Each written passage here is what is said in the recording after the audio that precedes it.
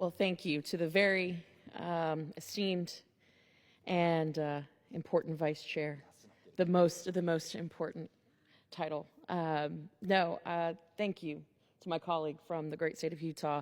I'm thrilled that you are hosting this, marking an incredible and important anniversary. Mr. Speaker, 4 years ago, the Supreme Court's decision in Dobbs returned one of the most important questions in our society to the American people and their elected representatives.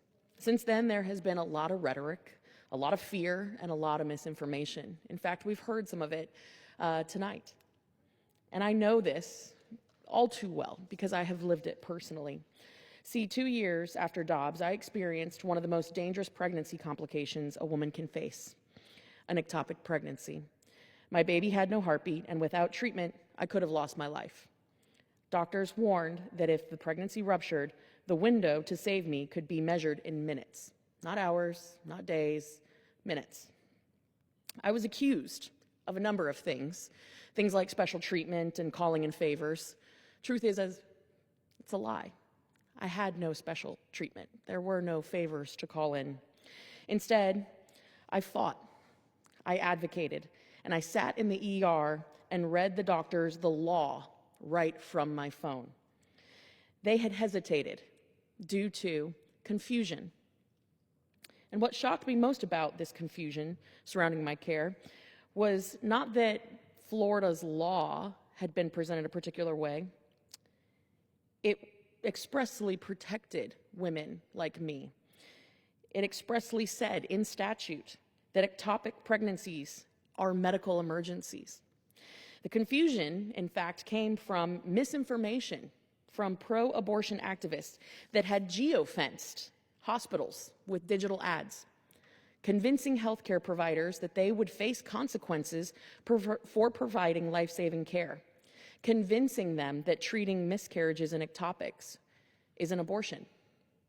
It's not. It never has been. Not in Florida and not in any state. Not by the medical establishment, heck, not even by Planned Parenthood. Planned Parenthood even has stated this. And this is an uncomfortable fact that the pro-abortion lobby is fighting like hell to change. While my husband and I were going through this hell, I kept asking, what happens to the woman who doesn't know the law? What happens to her if she's scared, alone, or too sick to fight for herself?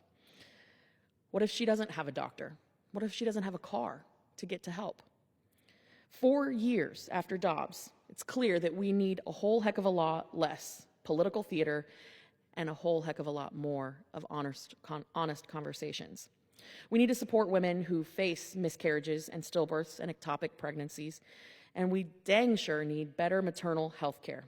We need facts instead of fear. The pro-abortion lobby would love for Americans to believe that a quote-unquote wanted pregnancy is a precious baby worthy of protection and love, while simultaneously labeling an unwanted pregnancy merely a clump of cells that does not deserve love or protection. Both cannot be true at the same time. That is not a political opinion. That is the most basic principle in all of human reasoning. Aristotle called this the principle of non-contradiction. A thing cannot be both and not be the same thing simultaneously. And it is the pro-abortion lobby's position that they are hoping Americans abandon logic in order to accept a narrative that is false. Calling it out is the least that we could do. Pushing back and having this national conversation about how we protect women is long overdue.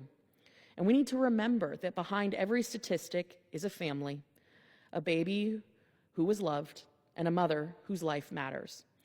Recently, I introduced the Bereaved Parents' Rights Act, and this bill would allow for parents to collect their children's remains so that they can properly grieve their lost children. We must remember these are children. They are worthy of life, protection, and love, and we must fight for them every single day, along with their parents. That is the work that is ahead of us, and it is a conversation that is not just worth having, it's an issue worth fighting for.